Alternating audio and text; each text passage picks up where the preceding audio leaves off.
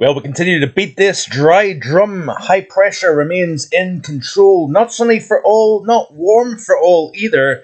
But the further west and south you go, the warmer it becomes. Scotland's warmest day of the year. Yesterday, Auchenprovy in, I think it's just to the east of Prestwick, actually got to 25.4, and that day marked Scotland's warmest day. In fact, the Arpegge model back on Friday did a pretty good job, showing a 25 close to Prestwick back late last week for Monday, and yes, it was indeed the Scotland's warmest day. I think we got to 27.4 incidentally at Blackpool, northwest England as well, so plenty of warm Mediterranean-like sunshining conditions. The further east you went, the cooler it was. Thanks for clicking on to the Tuesday edition of Vogan's European Outlook. Hope everybody is safe and well and enjoying the content here on the channel. This is the current situation regarding visible satellite, and you can see a thick bank of Har anywhere from the Scottish borders all the way up to Caithness and Sutherland. Here at Vogan Weather HQ, we are in the Har. Temperatures are fairly subdued actually for this stage in the afternoon compared to recent days. You can see here the close-up of the UK, almost gin clear skies across the majority of mainland UK as well as Ireland. Got a little bit of high level cloud, if you notice here, extending from southeast England into South Wales and across the south of Ireland as well. And these are the temperatures at the moment here. Only 10 Celsius, believe it or not, at Wick with a wind chill of 8.6. Get yourself further west and we've got a 19 at Loch Lisgarnock. But then the further west, southwest you go over Scotland, we've got a 22.3 at Tullochbridge. We've got 23s at both Bishopton and Glasgow Airport, 24 at Prestwick, and wouldn't be surprised if we surpass that 25.4 achieved yesterday in South Ayrshire. Looking then across more southern portions of the British Isles, we do have 23s, 24s quite widely across the Midlands and South Central England. And equally so, we've got the same story in Northern Ireland and the Republic of Ireland as well. Upper teens, so we've got a little bit less cooling influence on the east coast of Ireland as opposed to the UK. But further west you go, glorious conditions, midsummer level conditions really. I'm sure many people are enjoying the sunshine this afternoon. And this weather just continues to keep on going. You notice here we've got only a temperature of 10.8 in Inverbervie, real feel of 7.7, and we've also got a site just near Aberdeen showing 10.3 with a wind chill.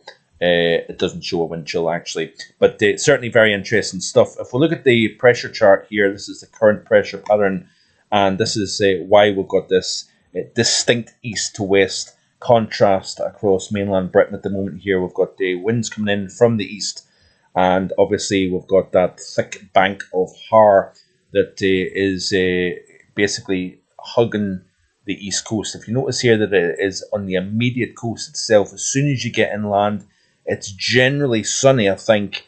But once you get into northeast Aberdeenshire, you can see how, when we'll play through this loop, a slight peel back of the Har towards the coastline here. But it's not really doing a great job through the Inverness area at the moment here, and even extending 15-16 miles to the north of Inverness. We're in the Har.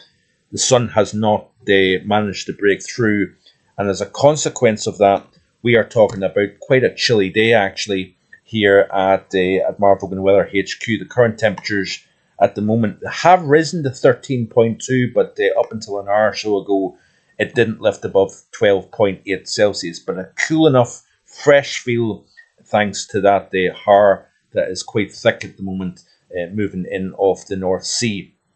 Some interesting things to show in terms of the situation at 850. This is off the GFS model for Inverness, showing that the 850s, so the red line is the average. And generally speaking, we are talking a good close to 8 Celsius above average over the northern half of the UK at the moment. That continues to be the case all the way through to about, the 21st of May. And then you notice here quite a distinct drop back even slightly below average. The white line is actually the model mean. The thick red line is the climatological average for the 850 temperatures at this time of the year at this location. And you can see here well above average right the way through between now 13th of May all the way down to about the 21st of May. And then we'll start to see a decrease to average, possibly slightly below average. We've got a distinct change coming up towards the final week of May, and we'll look at that in just a second here. Looking at the London 850s, well above average at the moment here. Not quite as extreme as what they will see in the north of the British Isles here. So we're kind of seeing a top and tail 850 profile off the GFS model. And you can see here again the slight decrease back towards average around the 22nd, 23rd of May. Looking at Manchester, kind of in between Manchester, London and Inverness, sorry, you can see again firmly above average, and that they trend back towards average.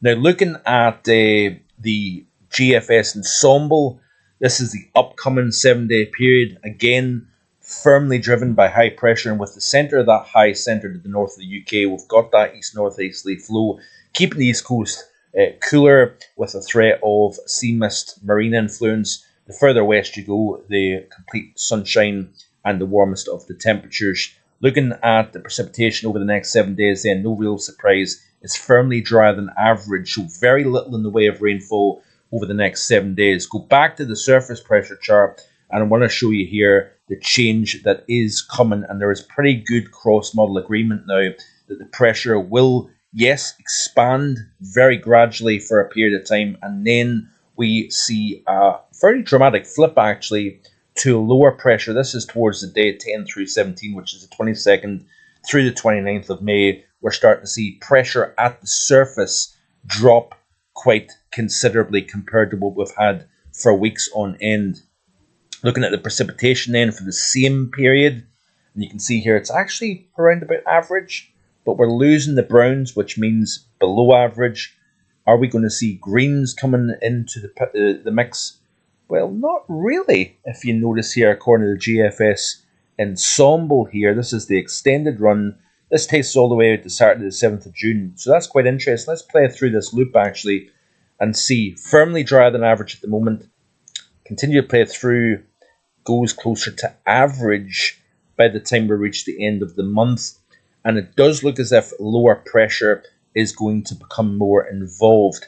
Now, the general emphasis is warmer than average, so I'm not even going to bother showing you the temperature anomalies for the next couple of weeks, because it is generally warmer than average, drier than average as well. So let's look at the GFS. This is the operational run here.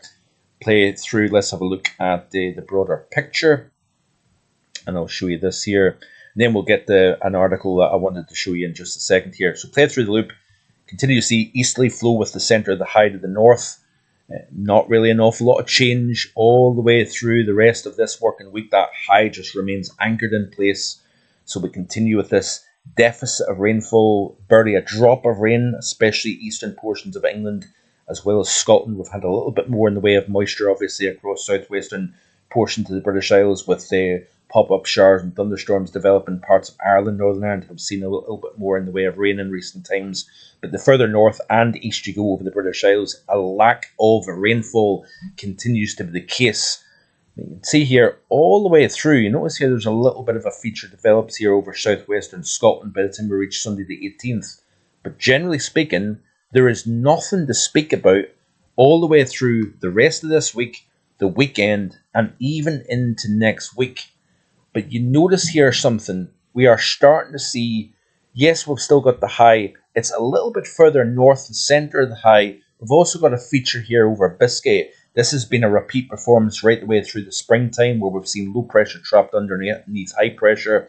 And as we continue to play through this, now the GFS is even indicating by the time we reach Thursday the 22nd of this model updates all the time, so you can't take this too literally. It looks as if we are safe in terms of any rainfall till about at least the 21st, 22nd of the month. Then heights are starting to lower, and by the time we reach Friday the 23rd, there's a change showing up in the models here. Look at this here.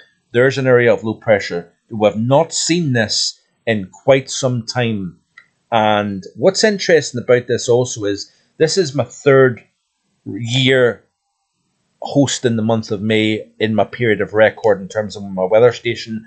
I've never recorded a pressure below 1,000 millibars in the month of May. That's the only calendar month that I've not seen the pressure drop below 1,000 millibars. It certainly looks as if, given what the model is showing off the GFS, that may change, because this is obviously Saturday the 24th of May, so it looks as if the pressure does drop potentially below 1,000 millibars. But how significant is this change? Is this a more permanent change, or do we revert back to type? Do we revert back to the high? That is going to be the question. But you notice here that we have essentially collapsed the high over the UK. We start to open a little bit of a train here of lows coming in off the Atlantic, which is very interesting to see.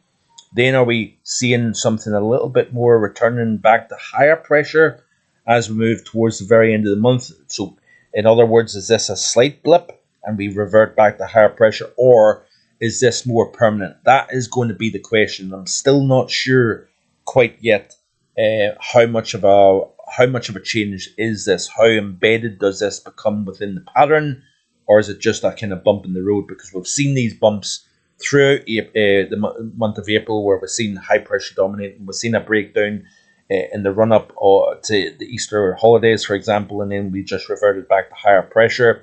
We've seen it for spells during the month of March as well. And is this a blip, or is it something a little bit more permanent? That is going to be the question here. Interesting piece by our friend Sean Batty of STV, showing that we've seen less rainfall in East Lothian than we have in Gran Canaria this spring so far. Barely a drop of rain in parts of eastern UK. That's been since the 1st of March, by the way. And as the title says, less rain than Gran Canaria, Scotland heading for its driest spring in 140 years, which is quite remarkable, really, actually, when you think about that. Basically, I'm not going to read it word for word here, but essentially, Malaga's had about 260 millimetres of rain this spring so far. But there is parts of eastern Scotland, for example, that has seen only 34 millimetres of rain falling in Lookers and Fife. But it's actually Dunbar, East Lothian, that has only recorded 14 millimetres of rain. Not for the month of May, but for the entire spring. That's since the 1st of March. Which is pretty incredible, actually, when you think about that. Malaga, like I say, 260 millimetres of rain fallen since the 1st of March. Majorca has seen upwards of 130 millimetres of rain this spring. We've seen 55 in Tenerife, and we've had 45 millimetres of rain fallen in Gran Canaria. So pretty interesting stuff. But you quite often see that with these blocks. You've got the fine dry weather across the UK. More often than not, Iberia, the Canaries, northwestern Africa tends to be more unsettled. Areas of low pressure that typically affect the UK is more affecting Spain, Portugal, at Morocco and the Canary Islands here. So it's going to be certainly interesting to see. Even Glasgow has been drier than Malaga and Majorca with 100 millimetres since the 1st of March. So, and my station has recorded a 0.5 millimetre for the month of May. I don't expect to really see any measurement of rainfall through at least the 22nd of May, and then I think we will see a change. The record in terms of least rainfall here at my station anyway is 22 millimetres. That actually occurred back in February, just gone. That was my driest month on record. And it'll be interesting to see just how much rain we get once this lower pressure pattern starts to develop towards the beginning of week 4 of May. So it's going to be certainly interesting to watch. We looked at June. That was looked at yesterday. I did have a little sneak at the CFS V2 for the month of July as well. Going to be talking about the medium and long range pattern in the days ahead. So stay tuned. I hope you're enjoying the content here on the channel. Like and subscribe. Obviously, I greatly appreciate everybody's support ongoing. Enjoy the rest of your Tuesday. Stay safe, and obviously make sure and wear that sunscreen in the sun sun is as strong as late July at this time of the year, so you can burn even in cloudy days, believe it or not, at this time of the year. Sun is strong, and you could have sunshine and only 12 Celsius on the coast, or you could have 26, 27 Celsius further west. The sun is equally as strong with that 12 Celsius on the coast as it is 27 Celsius further west, so keep that in mind and stay safe. Bye bye.